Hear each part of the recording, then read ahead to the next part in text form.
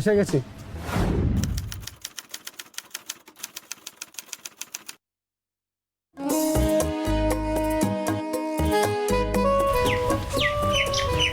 এসে তো গেছো, কিন্তু ঘড়ি ধরে পাক্কা 12 মিনিট দেরিতে এসেছো।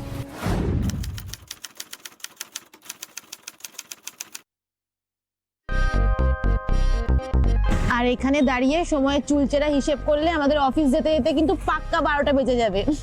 যা বলেছো। না মন্দিরা, উঠে পড়ো পেছনে।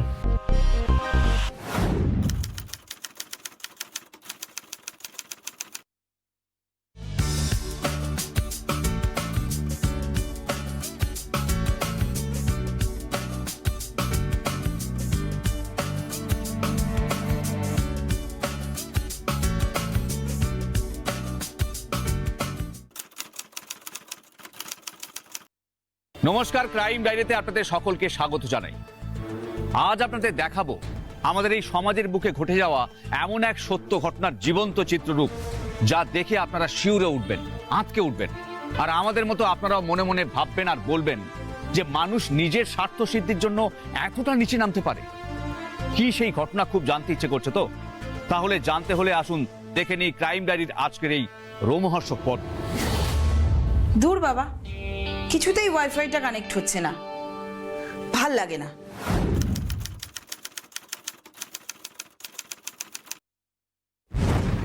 সত্যি মেয়েটা না নিশ্চয়ই পাসওয়ার্ডটা চেঞ্জ করেছে। দেখি একটা ফোন করে, কোথায়?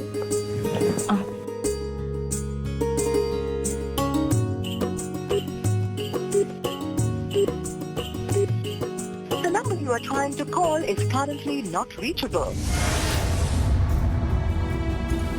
লাগলো না। আচ্ছা, আর একটা নাম্বারে ফোন করে দেখি। The number you are trying to call is currently not reachable. যা বাবা, এটাও নট রিচেবল। দূর।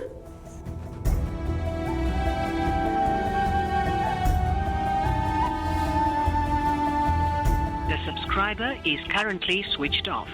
Please try after some time. ও বাবা, এখন তো আবার সুইচ অফ বলছে। আচ্ছা, আরেকটা নাম্বারে দেখি। The subscriber is currently switched off. Please try after ও some মা, time.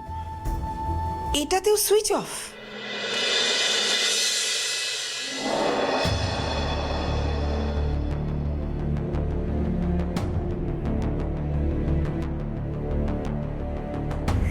আরে অদ্ভুত মেয়ে তো।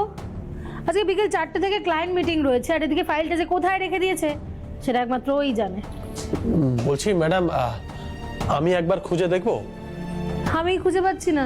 আর তুমি কি ম্যাজিক জানো নাকি যে তুমি একটা তুড়ি মারবে আর সঙ্গে সঙ্গে ফাইলটা সুরসুর করে এসে আমার হাতে চলে আসবে? ম্যাডাম, আমরা একবার ট্রাই করে দেখি না, আমাদের একবার দেখতে দিন না। না শোনো, এটা আবার কার নম্বর?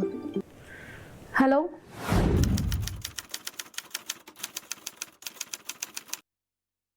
মেঘনা ম্যাডাম বলছেন? হ্যাঁ বলছি। আমি মল্লিকা বলছি, মন্দিরার মা। হ্যাঁ বলুন। বলছি ম্যাডাম, মন্দিরার দুটো নাম্বারই সুইচ অফ বলছে কেন? সেটা আমি কি করে বলবো বলুন তো, কেন সুইচ অফ?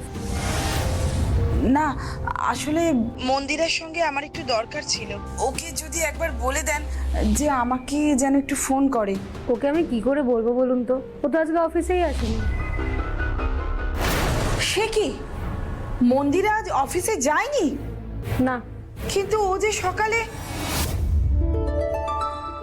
হ্যাঁ রে মন্দিরা, তুই আজ হঠাৎ এত তাড়াতাড়ি রেডি হয়ে গেলি?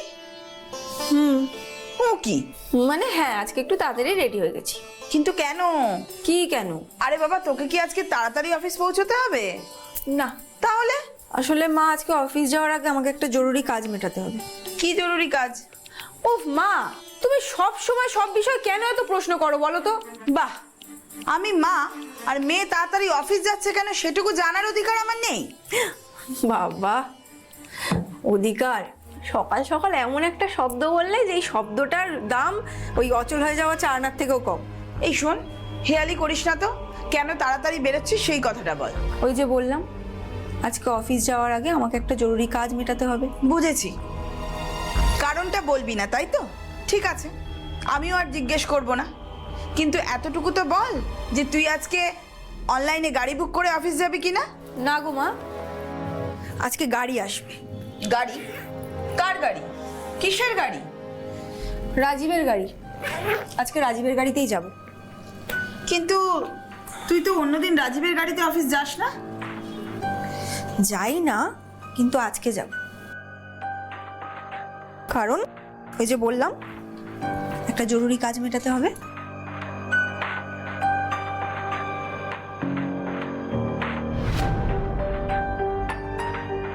আসছি। হ্যাঁ, আর সে কি অফিস যাওয়ার জন্য রেডি হয়ে বেরিয়েছিল? হ্যাঁ, আমার সামনে দিয়েই তো ব্যাগ নিয়ে বেরোলো। ও তো আজকে রাজীবের গাড়িতে অফিস যাওয়ার কথা বলছিল। আচ্ছা 1 মিনিট ধরুন তো। মন্দিরার মা ফোন করেছেন। তাই নাকি? হ্যাঁ, উনি বলছেন যে মন্দিরার নাকি আজকে তোমার গাড়িতে করেই অফিসে আসার কথা ছিল। আপনি ফোনটা আমায় দিন ম্যাডাম, আমি ওর মায়ের সঙ্গে কথা বলছি। হ্যাঁ নাও, কথা বলো। ভদ্রমহিলা খুব দুশ্চিন্তায় আছে। হ্যালো মাসিমা। হ্যাঁ, কে বলছো? আমি রাজীব মাসিমা। হ্যাঁ বাবা, রাজীব। মন্দিরের ফোন দুটো সুইচ অফ বলছে কেন? না, ওর ফোন সুইচ অফ কেন সেটা তো আমি ঠিক জানি না মাসিমা। মেঘনা ম্যাডাম আবার বলছেন ও নাকি আজ অফিসে যায়নি। হ্যাঁ, ও তো আজকে অফিসে আসেনি। কিন্তু মন্দিরা তো আমাকে বলে বেরিয়েছিল যে ও আজ তোমার গাড়িতেই অফিসে যাবে। হ্যাঁ মাসিমা, আজকে তো আপনাদের বাড়ির ওই গলির মুখটা থেকে মন্দিরেকে আমার গাড়িতে আমি তুলেছিলাম। তাহলে ও অফিসে পৌঁছলো না কেন? আসলে আমরা অফিসের পথেই আসছিলাম মাসিমা, কিন্তু মাঝপথে হঠাৎ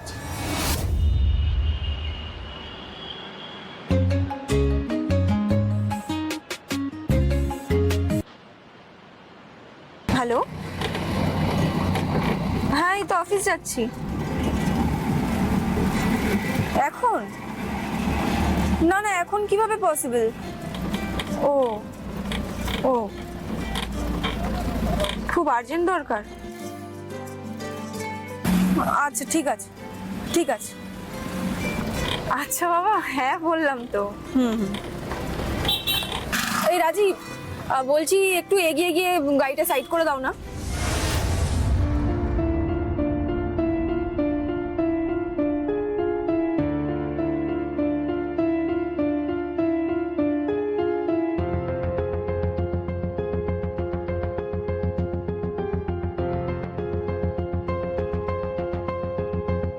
কি ব্যাপার, নেমে গেলে যে? একটা আর্জেন্ট কাজ আছে। কি আর্জেন্ট কাজ বলো তো? আছে একটা কাজ। অফিস যাবে না? যাবো না কেন, কাজটা মিটিয়ে যাবো। সে তুমি যাও, কিন্তু বেশি লেট করো না। আজ কিন্তু আমাদের সেকেন্ড ধাপে একটা ক্লায়েন্ট মিটিং আছে, মনে আছে তো? আমার খুব বেশি দেরি হবে না, দেরি হলে ওই আধ ঘন্টা মতো। তোমরা ততক্ষণ একটু মেঘনা ম্যাডামকে ম্যানেজ করতে পারবে না? সে পারবো, কিন্তু তুমি অফিস যাবে কি করে? কিভাবে আবার? কাজ মিটে গেলে এখানেই আসবো, এখান থেকে একটা অনলাইনে ক্যাব বুক করে নেবো, হয়ে যাবে। ঠিক আছে, আমরা তাহলে চলি। তুমি কিন্তু বেশি দেরি করো না, কেমন? Bye, see you. Bye by.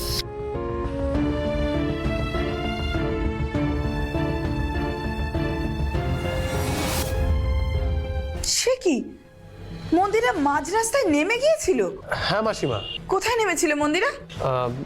জায়গাটা ঠিক এই না, কোথায় যেন নামলো মন্দিরা? সর্দার বাজার বাস স্ট্যান্ডের ওখানে নেমেছিল। হ্যাঁ মাসিমা। হ্যাঁ বলো, আমি শুনছি। আমরা ওই সর্দার বাজার বাস স্ট্যান্ডের সামনে যে 3 রাস্তার মোড়টা, ওইখানটায় মন্দিরাকে নামিয়ে দিয়েছিলাম। সর্দার বাজার বাস স্ট্যান্ডের সামনে? হ্যাঁ মাসিমা। কিন্তু মন্দিরার ফোনে কার ফোন এসেছিল? সেটা তো আমি জানি না মাসিমা। তুমি জিজ্ঞেস করোনি কার ফোন? না মাসিমা, সেটা আমি জিজ্ঞেস করিনি। কেন জিজ্ঞেস করোনি কেন?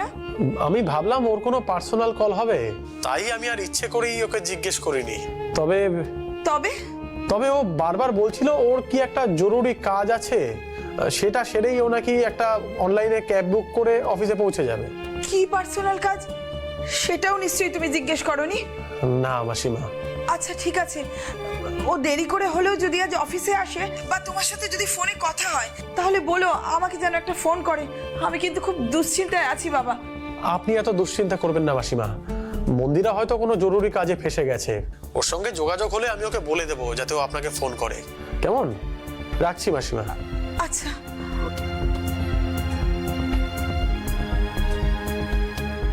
ম্যাডাম।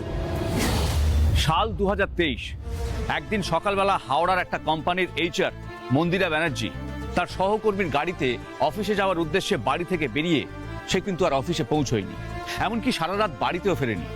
তার দুটো মোবাইল ছিল সম্পূর্ণ বন্ধ। মন্দিরা তাহলে কোথায় গেল? সে কি স্বেচ্ছায় গা ঢাকা দিয়েছিল, নাকি কেউ তাকে জোর করে অপহরণ করেছিল?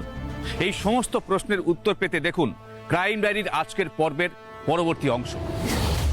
যা বুঝলাম, আপনার মেয়ে মন্দিরা দেবী গতকাল সকালবেলা অফিসে যাওয়ার নাম করে বাড়ি থেকে বেরিয়েছিলেন ঠিকই, কিন্তু তিনি শেষ পর্যন্ত অফিসে পৌঁছননি, তাই তো? না, পৌঁছয়নি। গতকাল সকালে কখন বেরিয়েছিল আপনার মেয়ে? এই সকাল 8:20 নাগাদ। সকাল 8:20। আচ্ছা, বাড়ি থেকে ওর অফিস যেতে কতক্ষণ সময় লাগে? গাড়িতে 15 মিনিট। মন্দিরের ডিউটি কখন থেকে শুরু হয়? সকাল 10টা থেকে। তাহলে এত সকালবেলা বাড়ি থেকে বেরোলেন কেন? আসলে ও বলে গিয়েছিল ওর একটা জরুরি কাজ আছে, সেটা সেরে অফিসে যাবে। কি জরুরি কাজ? আমি জিজ্ঞেস করেছিলাম, কিন্তু কিন্তু কিন্তু কি? কিন্তু আমাকে বলেনি। কেন বলেনি? কেন? আপনার মেয়ে কি একটু চাপা স্বভাবের? হ্যাঁ, চাপা স্বভাবের তো ছিলই। আর ইদানিং ওকে কিছু বললে বা কিছু জিজ্ঞেস করলে ও হঠাৎ হঠাৎ খুব রেগে যাচ্ছিল। কেন এরকমটা কেন? এরকম কেন সেটা আমিও ঠিক জানি না। আপনি কখনো জানার চেষ্টা করেননি? আসলে অশান্তির ভয়ে ওকে বিশেষ খোঁচাতাম না। সংসারে দুটি প্রাণী, মা আর মেয়ে। মেয়ে যদি অশান্তি করে কথা বলা বন্ধ করে দেয়, সেই ভয়ে ওকে আমি আর ঘাটাইনি। আচ্ছা, তার মানে বাড়িতে আপনারা মা মেয়ে দুজনেই থাকেন? আসলে মন্দিরের যখন 10 বছর বয়স, তখন মন্দিরের বাবা মারা যান। তারপর প্রাইমারি স্কুলে টিচারি করেই আমি আমার মেয়েকে একাই মানুষ করেছি। সে না হয় বুঝলাম। আচ্ছা, আমাকে একটা কথা বলুন তো। হ্যাঁ স্যার, বলুন। মন্দিরা দেবী কি প্রতিদিন বাসে করে অফিস যান, নাকি গাড়ি, অফিসের গাড়ি ওকে পিক আপ করতে আসে? না না, ও তো অনলাইনে ট্যাক্সি বুক করে অফিস যায়। কিন্তু গতকাল সকালে ও বলেছিল, এই শোন, হেয়ালি করিস না তো, কেন তাড়াতাড়ি বেরোচ্ছিস সেই কথাটা বল। ওই যে বললাম, আজকে অফিস যাওয়ার আগে আমাকে একটা জরুরি কাজ মেটাতে হবে। বুঝেছি, কারণটা বলবি না তাই তো? ঠিক আছে, আমিও আর জিজ্ঞেস করব না। কিন্তু এতটুকু তো বল যে তুই আজকে অনলাইনে গাড়ি বুক করে অফিস যাবি কিনা। না গো মা, আজকে গাড়ি আসবে। গাড়ি? কার গাড়ি? কিসের গাড়ি? রাজীবের গাড়ি। আজকে রাজীবের গাড়িতেই যাব। রাজীব? রাজীবকে? মন্দিরের অফিসেই চাকরি করে। তা কাল হঠাৎ মন্দিরা রাজীবের গাড়িতে করে অফিসে যাবে বলে ঠিক করেছিল কেন? সেটা না আমি ঠিক জানি না। আচ্ছা বেশ, তার মানে মন্দিরা দেবী অফিস যাওয়ার নাম করে রাজীবের গাড়িতেই উঠেছিল। তারপর মাঝখানে 5-6 ঘন্টা কেটে গেল এবং একটা সময় আপনি আপনার মেয়েকে ফোনে ধরবার চেষ্টা করেছিলেন। হ্যাঁ। আচ্ছা, আমাকে একটা কথা বলুন তো। আপনি বলছেন যে আপনি আপনার মেয়ের সঙ্গে যোগাযোগ করার চেষ্টা করেছিলেন, কিন্তু কেন করেছিলেন? একটা দরকারে। কি দরকার? আসলে আমাদের দুটো ল্যাপটপ, একটা মন্দিরার আর একটা ওই আমাকে কিনে দিয়েছিল। আসলে একটু রান্না বান্নার ভিডিও দেখি তো, তাই। তারপর? কাল আমি কিছুতেই ওয়াইফাই কানেক্ট করতে পারছিলাম না। ভাবলাম মেয়ে হয়তো পাসওয়ার্ডটা চেঞ্জ করে দিয়েছে, তাই পাসওয়ার্ডটা জানার জন্যই আমি ওকে ফোন করেছিলাম। ওর অফিস থেকে যে নাম্বারটা দিয়েছিল সেই নাম্বারেই প্রথমে ফোন করেছিলাম। কিন্তু ওই নাম্বারে ওকে পাননি আপনি, তাই তো? হ্যাঁ, তাই আমি ওর পার্সোনাল নাম্বারে ফোন করি, তো সেটাতেও সুইচ অফ বলছিল। তারপর কি করেছিলেন? তারপর আমি সোজা মেঘনা ম্যাডামকে ফোন করেছিলাম। মেঘনা ম্যাডাম? মেঘনা ম্যাডাম কে? মেঘনা মুখার্জি, ওর অফিসের বস। মেঘনা মুখার্জির নাম্বার আপনি কোথা থেকে পেলেন? আমার মেয়েই আমাকে দিয়েছিল এমার্জেন্সির জন্য। তারপর ম্যাডামকে ফোন করতেই ম্যাডাম বললেন কাল নাকি মন্দিরা অফিসেই যায়নি। তারপর ম্যাডামের ফোন থেকেই রাজীবের সাথে আমার কথা হয়েছিল। রাজীবের সাথে কি কথা হয়েছিল আপনার? রাজীব আমাকে বলেছিল যে আমাদের বাড়ির গলির সামনে থেকেই আমার মেয়েকে ও গাড়িতে তুলেছিল। কিন্তু কিন্তু কিন্তু আমার মেয়ে নাকি। সে কি, মন্দিরা মাঝ রাস্তায় নেমে গিয়েছিল? হ্যাঁ মাসিমা। কোথায় নেমেছিল মন্দিরা? জায়গাটা ঠিক এই না, কোথায় যেন নামলো মন্দিরা? সর্দার বাজার বাস স্ট্যান্ডের ওখানে নেমেছিল। হ্যাঁ মাসিমা, হ্যাঁ বলো, আমি শুনছি। আমরা ওই সর্দার বাজার বাস স্ট্যান্ডের সামনে যে 3 রাস্তার মোড়টা, ওইখানটায় মন্দিরাকে নামিয়ে দিয়েছিলাম। কিন্তু মন্দিরার ফোনে কার ফোন এসেছিল? সেটা তো আমি জানি না মাসিমা। তুমি জিজ্ঞেস করোনি কার ফোন? না মাসিমা, সেটা আমি জিজ্ঞেস করিনি। কেন জিজ্ঞেস করোনি কেন? আমি ভাবলাম ওর কোনো পার্সোনাল কল হবে। কি পার্সোনাল কাজ সেটাও নিশ্চয়ই তুমি জিজ্ঞেস করোনি। না মাসিমা। তার মানে গতকাল সকালবেলা রাজীব তার গাড়িতে আপনার মেয়েকে তুলেছিল? হ্যাঁ, রাজীব তো সেরকমই বলেছিল। কিন্তু রাজীবের কথা মতো মন্দিরা মাঝপথেই গাড়ি থেকে নেমে গেছিল, তাই তো? হ্যাঁ, সর্দার বাজার বাস স্ট্যান্ডের সামনে। আর উনি গাড়ি থেকে নেমেছিলেন, হঠাৎ ওনার মোবাইলে একটা ফোন আসা। হ্যাঁ, রাজীবের কথা মতো অফিসের দিকে যাওয়ার সময় আমার মেয়ের মোবাইলে একটা ফোন এসেছিল। কিন্তু কার ফোন এসেছিল সেটা রাজীব জানে না। হ্যাঁ, আসলে আমাকে রাজীব বলল রাজীব নাকি জিজ্ঞেসই করেনি ওর ফোনে কার ফোন এসেছিল। আর এটাও জিজ্ঞেস করেনি যে কোন জরুরি দরকারে মন্দিরা দেবী মাঝপথে গাড়ি থেকে নেমে গিয়েছিল। একদমই তাই। স্যার, বলো সৃজা। আমার কিন্তু ব্যাপারটা কেমন গোলমেলে ঠেকছে। আমারও পুরো ব্যাপারটা ভীষণ ফিশি মনে হচ্ছে। অফিস যখন 10টা থেকে শুরু হয় আর মন্দিরার যখন বাড়ি থেকে অফিস যেতে 15 মিনিট সময় লাগে, তখনও এত সকালে কেন বাড়ি থেকে বেরিয়েছিল? কি এমন জরুরি কাজ ছিল? আরেকটা ব্যাপারও আছে। কি স্যার? দেখো, মন্দিরা দেবীর নয় কাল একটা জরুরি কাজ ছিল, সেই জন্য তিনি নির্ধারিত সময়ের আগে বাড়ি থেকে বেরিয়েছিলেন। কিন্তু রাজীবের কি এমন কাজ ছিল যে সকালবেলাও বাড়ি থেকে বেরোলো? আর সেই সঙ্গে ইনা। সেটাই তো আরও একটা পয়েন্ট, কেন কাল অনলাইনে ক্যাব বুক না করে ও রাজীবের গাড়িতে উঠেছিল? এক্স্যাক্টলি। আর সবচেয়ে বড় প্রশ্ন হচ্ছে রাজীবের চলন্ত গাড়িতে মন্দিরার মোবাইলে কার ফোন এসেছিল? হ্যাঁ স্যার, এইসব উত্তরগুলো আমিও খুঁজে পাচ্ছি না। আর কাল থেকে আমার মেয়ে বাড়িতেও ফেরেনি, তাই আর দেরি না করে আমি থানায় ছুটে এলাম স্যার। না, আপনি থানায় এসে ভীষণ ভালো করেছেন, কারণ এরকম একটা কেসে ঘন্টা, মিনিট, সেকেন্ডটা ভীষণ ইম্পর্টেন্ট। এনিওয়েজ, আপনি একটু বাইরে গিয়ে অপেক্ষা করুন, আমরা আপনার কাছ থেকে একটা মিসিং ডায়েরি নিয়ে নেব, তারপর দেখা যাক আমরা কি করতে পারি। ঠিক আছে স্যার, আসছি।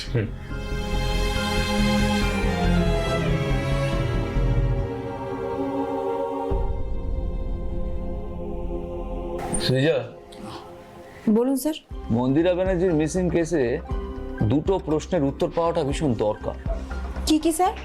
প্রথমত আমাদের জানতে হবে সৃজা, যে গতকাল সকালবেলায় মন্দিরা এবং তার 2 সহকর্মী রাজীব এবং এনা, এই 3 জন মিলে রাজীবের গাড়িতে কেন অফিসে যাচ্ছিল, যেখানে অফিস শুরু সকাল 10টায়? দ্বিতীয় প্রশ্নটা কি স্যার? দ্বিতীয় প্রশ্ন হচ্ছে রাজীবের গাড়িতে যেতে যেতে মাঝপথে মন্দিরা মোবাইলে কার ফোন এসেছিল?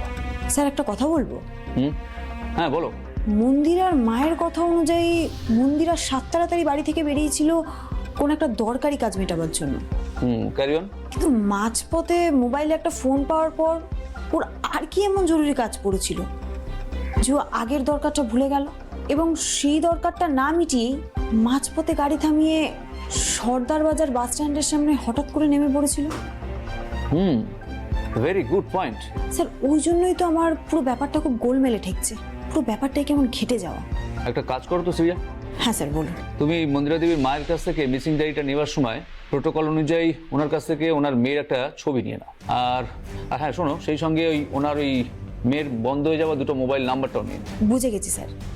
মন্দিরার 2টো মোবাইলের কল ডিটেলস জানতে পেরে গেলেই বোঝা যাবে যে সেদিন চলন্ত গাড়িতে ঠিক কার ফোন এসেছিল।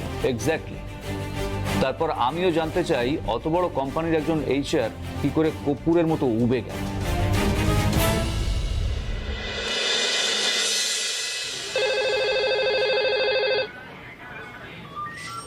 OC speaking. ও স্যার, না স্যার, না, আমরা ওই ফিউশন ফ্যাশন হাউসের HR মন্দিরা ব্যানার্জির হোয়ারঅ্যাবাউটস এখনো খুঁজে বার করতে পারিনি। নো, তবে স্যার ওনার মায়ের কাছ থেকে একটা স্টেটমেন্ট রেকর্ড করে ফেলেছি। Yes sir. আর স্যার আরেকটা কথা, আমাদের গ্রাউন্ড লেভেলের টিম কিন্তু কাল সকাল থেকেই কাজ শুরু করে দিয়েছে। Yes sir. কিন্তু স্যার, হ্যাঁ sir. Sir,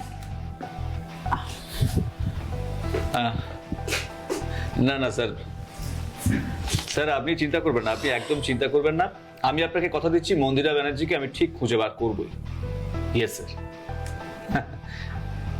okay sir, thank you very much. তারপর বলো সৃজা, কি বলবে? মন্দিরা ব্যানার্জির দুটো মোবাইলের কল ডিটেলস পেয়ে গেছি স্যার। ও ভেরি গুড নিউজ। তো কল ডিটেলস কি বলছে? স্যার মন্দিরার মা কিন্তু সেদিন বলেছিল মন্দিরা সেদিন সকাল 8:20 নাগাদ বাড়ি থেকে বেরিয়েছিল। হ্যাঁ, উনি তো সেরকমই বলেছিলেন। কিন্তু মন্দিরের দুটো মোবাইলের কল লিস্ট চেক করে দেখা গেছে যে সেদিন সকাল 8:20 নাগাদ থেকে সকাল 10:11 পর্যন্ত ওর ফোনে কোনো ইনকামিং আসেনি, সে কি? এমনকি কোনো আউটগোয়িংও হয়নি। সেটা কি করে সম্ভব? মন্দিরার মায়ের কথা অনুযায়ী মন্দিরার সহকর্মী রাজীব বলেছিল যে অফিস যাওয়ার পথে মন্দিরার মোবাইলে নাকি একটা ফোন এসেছিল। হ্যাঁ স্যার, রাজীব মন্দিরার মাকে সেরকম বলেছিল ঠিক, কিন্তু মন্দিরের দুটো মোবাইলের কল লিস্টে কিন্তু অন্য কথা বলছে। স্ট্রেঞ্জ। আপনাকে আরও একটা ব্যাপার আমি একটু জানিয়ে রাখতে চাই স্যার। হ্যাঁ বলো। মন্দিরের দুটো মোবাইলই কিন্তু এখনো বন্ধ। তো কিন্তু মন্দিরের দুটো মোবাইলের কল লিস্ট বলছে সেদিন মন্দিরের দুটো মোবাইল ফোনই একসঙ্গে সুইচ অফ হয়েছিল সকাল 10:11। দুটো মোবাইল একসাথে সুইচ অফ হয়ে যায়? হ্যাঁ। তারপর কিন্তু মন্দিরের দুটো মোবাইলের লাস্ট অ্যাক্টিভ টাওয়ার লোকেশন ছিল এখান থেকে 15 কিলোমিটার দূরে, সরোজগঞ্জ নামের একটি এলাকার আশেপাশে। তার মানে মন্দিরা সেদিন সরোজগঞ্জের দিকে গিয়েছিল? মন্দিরা সেদিন সরোজগঞ্জে নিজে গিয়েছিল নাকি ওকে ওখানে নিয়ে যাওয়া হয়েছিল, এটা কিন্তু আমাকে খুব ভাবাচ্ছে স্যার। কিন্তু যদি কেউ মন্দিরাকে সরোজগঞ্জে নিয়েও যায় তাহলে তাহলে সে কে? হয়তো ওর দুই সহকর্মী রাজীব আর রিনা। কিন্তু রাজীব তো সেদিন মন্দিরার মায়ের কাছে দাবি করেছিল যে মন্দিরা নাকি গাড়ি থামিয়ে সর্দার বাজার বাস স্ট্যান্ডের কাছে নেমে গিয়েছিল। দেখুন স্যার, রাজীব তো মন্দিরার মায়ের কাছে এও দাবি করেছে যে সেদিন নাকি মন্দিরার কারোর ফোন পেয়ে মাঝপথে গাড়ি থেকে নেমে গিয়েছিল, কিন্তু মন্দিরার মোবাইলের কল ডিটেলস তো রাজীবের দাবিকে মিথ্যে প্রমাণ করছে। সৃজা, এক কাজ কর, কাল সকালবেলা রাজীব আর রিনাকে থানায় তলব কর। রাজীবের যখন একটা মিথ্যে কথা ধরা পড়েছে তখন আমি জানতে চাই রাজীব আর কি মিথ্যে কথা বলেছে, আর ওর মিথ্যে কথা বলার দরকারটাই বা কেন হয়েছিল। Okay sir. আমি আবার কি মিথ্যা কথা বলেছি? আপনি সেদিন আপনার বস মেঘনা মুখার্জির ফোনে মন্দিরার মাকে বলেছিলেন যে মন্দিরা দেবীর মোবাইলে একটা ফোন আসাতে তড়িঘড়ি আপনাকে গাড়ি থামাতে বলেছিলেন। হ্যাঁ, তাই তো বলেছিল। সেদিন মন্দিরাকে ওর বাড়ির গলির মুখ থেকে আমাদের গাড়িতে তুলে তখন আমরা প্রায় মাঝপথে হঠাৎ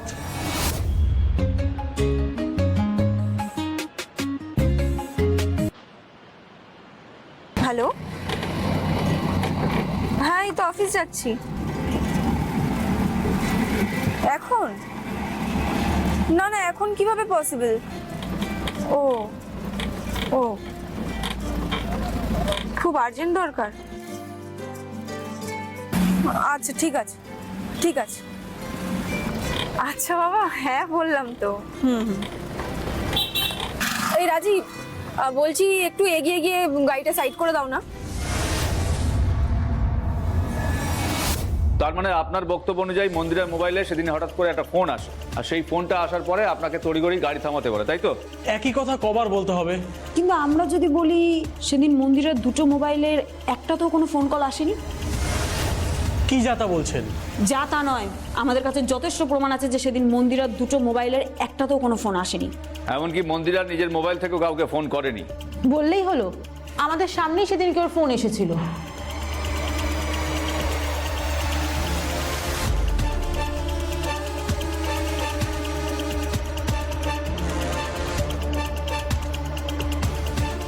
এগুলো হলো মন্দিরার দুটো মোবাইলের কল লিস্ট। হ্যাঁ তো এই দুটো কল লিস্ট থেকে পরিষ্কার বোঝা যাচ্ছে যে সেদিন মন্দিরার মোবাইলে কোনো ফোন আসেনি, এমনকি ও নিজে থেকেও কাউকে ফোন করেনি। এসব ভুয়ো, এগুলো সব সাজানো, সব জাল। একদম ফালতু কথা বলবেন না। মোবাইলের কল লিস্ট কখনো ভুয়ো, সাজানো, মিথ্যে, জাল হয় না। তাই এখনো সময় আছে, সব সত্যি কথা বলুন, নইলে কিন্তু আমরা আপনাদের। এক মিনিট আচ্ছা, আপনারা যা বলছেন সবটা সত্যি, তাই তো? মিথ্যে হওয়ার তো কোনো কারণ থাকবে? মন্দির এইভাবে নিখোঁজ হয়ে যাওয়ায় আমরাও খুব চিন্তিত। আমরাও চাই যে মন্দিরটা যত তাড়াতাড়ি সম্ভব ফিরে আসুক। আমরাও চাই আপনারা যত তাড়াতাড়ি সম্ভব ওকে খুঁজে বের করুন, আর সেটা জীবিত অবস্থায়। ঠিক আছে, আপনারা এখন যেতে পারেন। কিন্তু স্যার, আমি তো ডিল করছি। আসুন আপনারা। নমস্কার।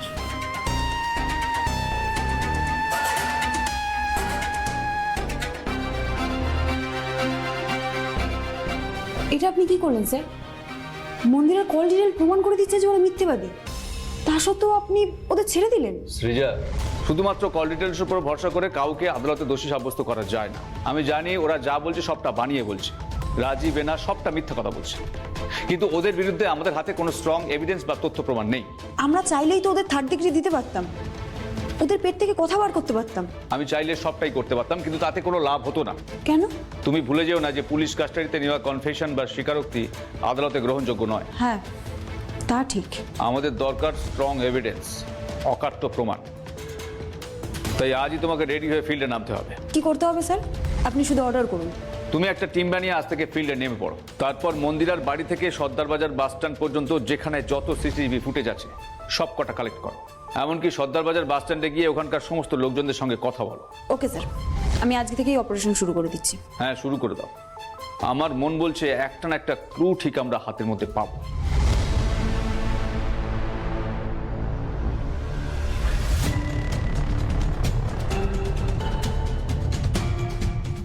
মেয়েটার ছবি নিয়ে আশেপাশের লোকজনের সাথে কথা বলে দেখো, আর দেখো এখানে কতগুলো ক্যামেরা লাগানো আছে। Okay ma'am.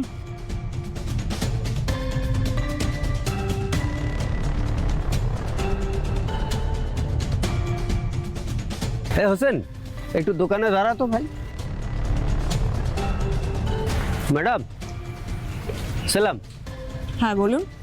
আপনারা এখানে? আপনি? আমার নাম আব্দুল ইসলাম। এই সর্দার বাজার বাস স্ট্যান্ডের ফুটপাতে ফল বিক্রি করি। ওই যে আমার দোকান। রোজ বসেন? রোজ। সেই সকাল 6টায় দোকান খুলি, তারপর সারাদিন দোকানদারি করে রাত্রিবেলা 10টা বেজে যায় দোকান বন্ধ করতে। এখানেই থাকি আমরা। আচ্ছা একটা কথা বলুন তো। কি কথা বলুন? গত সপ্তাহে মানে গেল বুধবার ওই সকাল 8:30 থেকে 9টার মধ্যে কোনো যুবতী মেয়েকে এখানে গাড়ি থেকে নামতে দেখেছেন? যুবতী মেয়ে? হ্যাঁ। ছবি দেখাতে পারবেন? ছবি দেখলে বলতে পারবো আমি।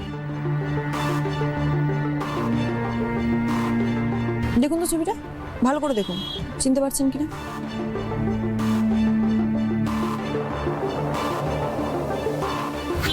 না দিদিমণি। কি না? গত 1 মাসের মধ্যে এইরকম দেখতে মেয়ে এইখানে গাড়ি থেকে নামেনি। আপনি শিওর? ম্যাডাম 10 বছর হয়ে গেল আমি এখানে ব্যবসা করছি, আর দেখতেই পাচ্ছেন পুরো মোড় মাথা। এখানে কেউ নামলে সেটা সবার আগে আমি দেখতে পাবো। একদম 3 মাথা মোড়ে তো আমার দোকান। আমি শিওর এই দিদিমণি এইখানে নামেনি। স্যার ওই বাস স্ট্যান্ডের ফলওয়ালা মিথ্যে কথা বলেনি। আমি ওখানকার অন্য ব্যবসায়ীদের সাথেও কথা বলে দেখেছি, মন্দিরাকে কেউ ওখানে গাড়ি থেকে নামতে দেখেনি। আচ্ছা, তো ওখানকার সিসি ক্যামেরার ফুটেজ কি বলছে? আমি ওইখানের বাস স্ট্যান্ডের ঠিক যতগুলো ক্যামেরা আছে সব ক্যামেরার ফুটেজ জোগাড় করে আমাদের টেকনিক্যাল টিমকে খুব খুঁটিয়ে অ্যানালিসিস করিয়েছি, কিন্তু কিন্তু কিন্তু কি? কিন্তু মন্দিরা যে সেদিন সকালে ওখানে গাড়ি থেকে নামছে এমন কোনো ফুটেজ পাওয়া যায়নি। তার মানে আমাদের সন্দেহটাই সত্যি। অর্থাৎ মন্দিরার মোবাইলের কল ডিটেলস, ওখানকার লোকাল ব্যবসায়ীদের বয়ান আর ওখানকার যাবতীয় সিসিটিভি ফুটেজ এই শিলমোহর দিচ্ছে যে রাজীব আর রিনা ডাহা মিথ্যে কথা বলছে। তাহলে স্যার এবার কি করা যায়? কি করতে হবে বলুন? রাজীব আর রিনাকে কাল আবার থানায় তলব করো। আবার তলব করবো? হ্যাঁ আবার। আর শোনো, সেই সঙ্গে রাজীবের গাড়িটাকেও বাজেয়াপ্ত করবে। রাজীবের গাড়িটা কেন বাজেয়াপ্ত করবো স্যার? কারণ আমার বিশ্বাস মন্দিরা যখন সেদিন গাড়ি থেকে মাঝ রাস্তায় নামেনি আর ও যখন এখনো নিখোঁজ, তখন ওর সঙ্গে যা যা ঘটেছে সবটা রাজীবের গাড়িতেই ঘটেছে। গাড়ির মধ্যে ঘটেছে মানে? গাড়ির মধ্যে আবার কি ঘটবে? সেটা তো আপনি আর আপনার সহকর্মী ইনা দত্ত খুব ভালো করে বলতে পারবেন। না, আমরা কিছু জানি না। আর রাজীবের গাড়ির ভেতরে সেদিনকে কোনো ঘটনা ঘটেনি। আপনাকে তো বলেছি অফিসার, মন্দিরের একটা ফোন আসে ও মাঝ রাস্তায় নেমে যায়। কিন্তু আমরা এটাও জানি যে আপনারা যতই দাবি করুন না কেন, মন্দিরা সেদিন সর্দার বাজারের বাস স্ট্যান্ডে গাড়ি থেকে নামেনি। যা হোক একটা বললেই হলো নাকি? সে তো বটেই, আর সেই জন্য আপনাদের বলা গল্পের এক বর্ণ আমরা বিশ্বাস করছি না। সে আপনাদের যা ইচ্ছে আপনারা করতে পারেন, তাতে আমার কিছু যায় আসে না। বাই দ্য ওয়ে, আমার গাড়িটা কবে ফেরত পাবো? আপনার গাড়িটা আপাতত ফরেনসিক পরীক্ষার জন্য আমরা পাঠিয়েছি। রিপোর্টটা আসুক, তারপর দেখা যাবে। এরপর আমরা রাজীবের বাজেয়াপ্ত করা গাড়ি পরীক্ষা করতেই গাড়ির ডিকি থেকে পাই 1 ফোঁটা শুকনো রক্ত। আমরা সন্দেহ করছিলাম সেই রক্ত বোধহয় মন্দিরার। তাই ওই রক্তের নমুনার ডিএনএ পরীক্ষার ব্যবস্থা করি। হোয়াট? ফরেন্সিক রিপোর্ট অনুযায়ী ওই গাড়ির ডিকিতে রক্ত পাওয়ার ডিএনএ আর মন্দিরার মা মল্লিকা দেবীর ডিএনএ হুবহু ম্যাচ হয়ে যাচ্ছে। মাই গড, তার মানে রাজীবের গাড়ির ডিকি থেকে পাওয়া রক্ত আর কারণ নয়, নিখোঁজ মন্দিরা ব্যানার্জির রক্ত। আর যখন রক্তপাত হয়েছে তখন আর এটা বুঝতে অসুবিধা নেই যে ওই গাড়িতে সেদিন ঠিক কি ঘটেছিল। ইয়েস সৃজা, বলুন স্যার। এখন তোমাকে কি কি করতে হবে তুমি নিশ্চয়ই খুব ভালো করে জানো। Yes sir. আমি দুটো কালপ্রিটকে আমার কাস্টাডিতে চাই, at any cost, and it's my order. Okay sir. কি করছেন, কি কোথায় নিয়ে যাচ্ছেন আমাদের? ছাড়ুন বলছি। অফিসার, আপনি আমাদের এইভাবে ধরে নিয়ে যাচ্ছেন কেন? আপনি আমাদেরকে এইভাবে জোর করে নিয়ে যেতে পারেন না কিন্তু। অফিসার, আপনি কিন্তু হিউম্যান রাইটস ভায়োলেশন করার দায় কিন্তু ফেঁসে যাবেন। আমরা কিন্তু মানবাধিকার কমিশনের দ্বারস্থ হব। এই মুখ বন্ধ রাখ আর চুপচাপ গাড়ি তোল। এই গাড়িতে তোলে দে। ছাড়ুন, ছাড়ুন বলছি। কি করছেন?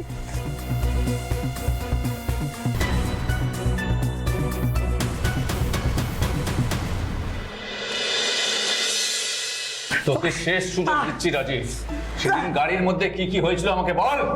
কিচ্ছু হয়নি, কিচ্ছু হয়নি। আমরা সত্যি বলছি স্যার। আরে তো যদি মিথ্যে কথা বলেছিস না, তোর চুলে ঝুটি আমি টেনে ছিঁড়ে দেবো। আপনারা সত্যি বল। আপনারা কেন বিশ্বাস করছেন না বলুন তো আমাদের কথা? আমরা সত্যি বলছি। কারণ তোর গাড়ির ডিকি থেকে যে রক্তটা পাওয়া গেছে সেই রক্তটা হচ্ছে মন্দিরার। কি বলেছি? ডিএনএ রিপোর্ট বলছে। মিথ্যে কথা, এইসব বানানো। বানানো? বানানো না, সত্যি কথা বলি না, নইলে কিন্তু আমরা তোকে মেরে পোস্টার বানিয়ে দেবো। ওকে মারবেন না প্লিজ, ইনাকে মারবেন না। ইনার ভালো চাস তো মুখ খোল, সত্যি কথাটা বল, না হলে তোদের দুজনকে এমন মারবো যে সত্যি কথা পেট থেকে বেরোতে বেরোতে অন্নপ্রাশনের ভাতও পর্যন্ত বেরিয়ে আসবে। না না না প্লিজ না, প্লিজ না, সেসবের দরকার নেই। আমি সব বলছি, আমি সব সত্যি বলছি। বলতে শুরু কর।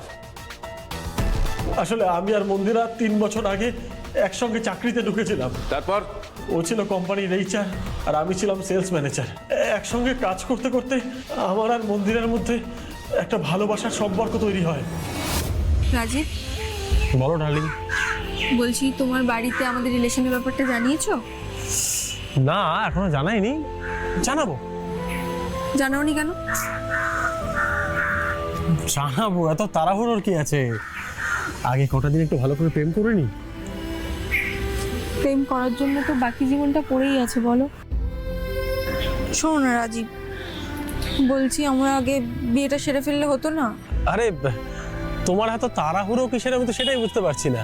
আরে আমার কোনো তাড়াহুড়ো নেই, মা খুব তাড়া দিচ্ছে বিয়ের জন্য, বলছে আমার নাকি বয়স হয়ে যাচ্ছে। তোমার মা না প্রাইমারি টিচার ছিলেন? হ্যাঁ ছিল তো, কেন? একজন শিক্ষিত মহিলার এইরকম মানসিকতা? মোটা আমার মায়ের এরকম মানসিকতা নয়, আমার মায়ের মাথায় এইসব ঢুকিয়েছে আমার পিসি। আচ্ছা, তাহলে একটা কাজ করো, তুমি তোমার পিসিকে একটা ফোন করো, বলো যে তার যখন এতই বিয়ে খাওয়ার ইচ্ছে, তাহলে সামনের মাসে নিজেই আর একটা বিয়ে করে নিতে। তা বাজে বকো না তো, কাজের কথা বলো। বাড়িতে কবে জানাচ্ছ বলো। আচ্ছা তুমি একটা কথা বলো তো, তুমি তোমার মাকে আমাদের সম্পর্কের কথাটা জানিয়েছো? না, আগে তুমি তোমার বাড়িতে জানাবে, তারপর আমি আমার মাকে জানাবো। থামলি কেন? বল, আমরা শুনছি। আমি বাড়িতে জানাবো ভেবেছিলাম, কিন্তু কাজের চাপে সেটা হয়ে ওঠেনি। আর তারপরেই ঠিক 1 মাসের মধ্যেই। তো তার ঠিক 1 মাসের মধ্যে কি হয়েছিল? আমি অফিসের রিসেপশনিস্ট হিসেবে জয়েন করেছিলাম। হ্যাঁ তো? না মানে প্রথম দেখাতেই আমি ইনার প্রেমে পড়ে যাই। আমারও প্রথম দেখাতেই রাজীবকে খুব ভালো লেগে গেছিল। কিন্তু তোর স্মৃতিতে তো সিঁদুর দেখছি। মানে আমি বিবাহিত হওয়া সত্ত্বেও আমাদের দুজনের মধ্যে আস্তে আস্তে একটা সম্পর্ক গড়ে ওঠে। মন্দিরা সেটা জানতো? জানতে পেরে গেছিল, আর সেই জন্যই তো। ছি রাজীব, ছি ছি। আমার সাথে 2.5 বছর ধরে প্রেম করার পর আমারই পিঠ পিছে লুকিয়ে তুমি ইনার সাথে প্রেম করছো। তোমার কিরকম রুচিবোধ গো? তোমার কি লজ্জা শরম বলতে কিছুই নেই? আমি ভেবেছিলাম যে তোমাকে সবটা আমি জানাবো, আর তারপর আমরা ব্রেকআপ করে নেব। মিথ্যে কথা বলবে না, হ্যাঁ? আর একদম মিথ্যে কথা বলার চেষ্টা করবে না। এখন ধরা পড়ে গেছো বলে ওই ব্রেকআপের গল্প ফাজছো। আমি তোমাকে চিনি না গো। ওয়েট মন্দিরা, যখন তুমি সবটা জেনেই গেছো তাহলে আমাদের দুজনের মধ্যে আর বেকার থেকে কি লাভ, তাই না? সরে গেলেই হয়। কি সরে যাব মানে? আমি আমার লাইফের 2.5টা বছর ওকে দিয়েছি, সেটা তো নষ্ট হতে দিতে পারবো না। না, আর তুমি আমাকে সরে যেতে বলার কে? সরে যদি যেতেই হয় তাহলে তুমি সরে যাও। একে তো তুমি বিবাহিতা, তার উপর রাজীবের সাথে আমার সম্পর্ক আছে জেনে ওর সাথে প্রেম করছো। কিরকম রুচিবোধ গো তোমার? জানো এই ধরনের মেয়েকে কি বলে? থাক, আমি আসলে ওই ধরনের কথা বলি না। শোনো রাজীব, ভালোবাসার দিকে তাকিয়ে আমি তোমাকে ক্ষমা করে দিলাম, এবার তুমি আমার কাছে ফিরে এসো, না হলে এরপর কিন্তু হাজার কেঁদেও কুল খুঁজে পাবে না, বলে দিলাম। Mind it.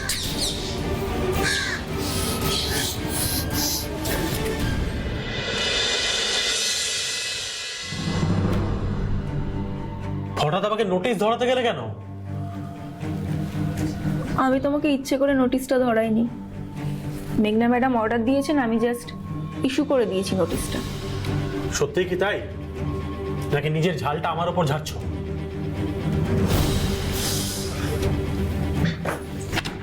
ঝাল যদি ঝাড়তেই হতো না, সেদিনই ঝাড়তে পারতাম। আমি থানায় যেতে পারতাম, থানায় গিয়ে বলতেই পারতাম দিনের পর দিন বিয়ের প্রতিশ্রুতি দিয়ে, মিথ্যে প্রতিশ্রুতি দিয়ে আমার সাথে সহবাস করে গেছো। আমি কিন্তু সেটা করিনি, হ্যাঁ, কারণ আমার বিশ্বাস তুমি খুব তাড়াতাড়ি নিজের ভুল বুঝতে পারবে আর তাড়াতাড়ি আমার কাছে ফিরেও আসবে। আপাতত নিজের কাজে মন দাও। মাসের পর মাস কেটে যায়, কোনো টার্গেটই তো অ্যাচিভ করতে পারো না। কোম্পানি তোমাকে কতদিন বসিয়ে বসিয়ে মাইনে দেবে? হ্যাঁ, কিন্তু মন্দিরা, আর কোনো কিন্তু নয়। মেঘনা ম্যাডাম তোমাকে 1 মাস সময় দিয়েছে, এই 1 মাসে যতটা পারো নিজের উন্নতি করো, আর যদি না পারো তাহলে আই এম সরি, তোমাকে অন্য কোথাও চাকরি জুটিয়ে নিতে হবে। তুমি চাইলেই এই একটা মাসকে বাড়িয়ে 3 মাস করতে পারো মন্দিরা। পারি তো, নিশ্চয়ই পারি, কিন্তু একটা শর্তে। তোমাকে আমার সামনে দাঁড়িয়ে আজকেই ইনার সাথে সব সম্পর্ক ভেঙে দিতে হবে। তখন ইনার সঙ্গে সম্পর্কটা আমার ভেঙে দেওয়া সম্ভব ছিল না, কারণ ততদিনে আমি ইনার থেকে দফায় দফায় প্রায় 10 লাখ টাকা ধার নিয়ে নিয়েছিলাম। একবারে অতগুলো টাকা ফেরত দেওয়া আমার পক্ষে সম্ভব ছিল না। এদিকে আমার চাকরিটা চলে গেলেও আমাকে পথে বসতে হতো।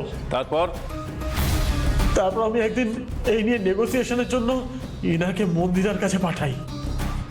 কিন্তু মন্দিরের কাছে যেতেই তোমার সাহস তো কম নয়, তুমি আমার সামনে দাঁড়িয়ে রাজীবের ব্যাপারে দালালি করতে এসছো। তুমি ভুল বুঝছো মন্দিরা। এই শোনো, আমার যা বোঝার না খুব ভালো করে বোঝা হয়ে গেছে। হ্যাঁ, এবার আমি যেটা বলছি সেটা তুমি খুব ভালো করে বুঝে নাও। আমি তোমাকে 3 দিন সময় দিচ্ছি। এই 3 দিনের মধ্যে হয় তুমি আমার সামনে দাঁড়িয়ে রাজীবের সাথে ব্রেকআপ করবে, আর নয়তো এই কোম্পানি ছেড়ে চলে যাবে। আর দুটোর মধ্যে যদি আমি কোনোটাই না করি তখন তখন আর কি, আমি তোমার হাজবেন্ডকে কল করব, আর কল করে রাজীবের সাথে তোমার যে এক্সট্রা ম্যারিটাল অ্যাফেয়ারটা আছে সবটা বলে দেবো, মানে বলতে বাধ্য হব। মন্দিরের ওই হুমকিতে আমি খুব ভয় পেয়ে যাই। আমার স্বামী যদি জানতে পারতো, আমাকে তো ডিভোর্স দিতই না, উল্টে আমাকে হয়তো জানে মেরে দিত। আমি খুব ভয় পেয়ে গেছিলাম। আমার চাকরিতে এমনিতেই হুমকির মুখে ছিল, তারপর আবার ইনার চাকরির ওপরেও খাড়া ঝুলতে শুরু করেছিল। তাই আমরা দুজন মিলে বসে ঠান্ডা মাথায় একটা প্ল্যান করি। সেটেলমেন্ট করার মিথ্যে টোপ দিয়ে আমরা মন্দিরাকে নিয়ে 15 কিলোমিটার দূরে সরোজগঞ্জের ওদিকে নিয়ে যাই। তোমাদের কি মাথা ব্যথা খারাপ হয়ে গেছে নাকি? তোমরা আমাকে বলছো চাকরি ছেড়ে দিতে? এটা ছাড়া আর কোনো উপায় নেই। দেখো মন্দিরা, আমি তো চাকরি ছাড়তে পারবো না, আর রাজীবকেও ছাড়তে পারবো না। আর আমার চাকরিটা চলে গেলে আমি আমার বিধবা মা আর বোনকে নিয়ে একেবারে পথে বসে যাব। তো আমি কি করব? এখন তো তোমার হাতেই সবকিছু। ওকে ফাইন, আমার হাতেই যখন সবকিছু, তাহলে দেখো এবার আমি কি করি। কি করবে তুমি? প্রথমে তো আমি এর হাজবেন্ডকে ফোন করব, ফোন করে তোমাদের এক্সট্রা ম্যারিটাল অ্যাফেয়ারের ব্যাপারে ওর হাজবেন্ডকে সবটা জানাবো।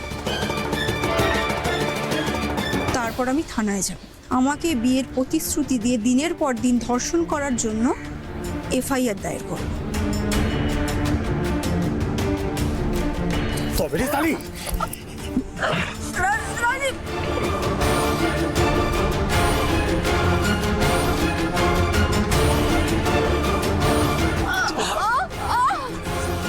আজকে পথের কাঁটাটাকেই সারা জীবনের মতো উপরে ফেলবো। আরে পা দুটো ধরো না।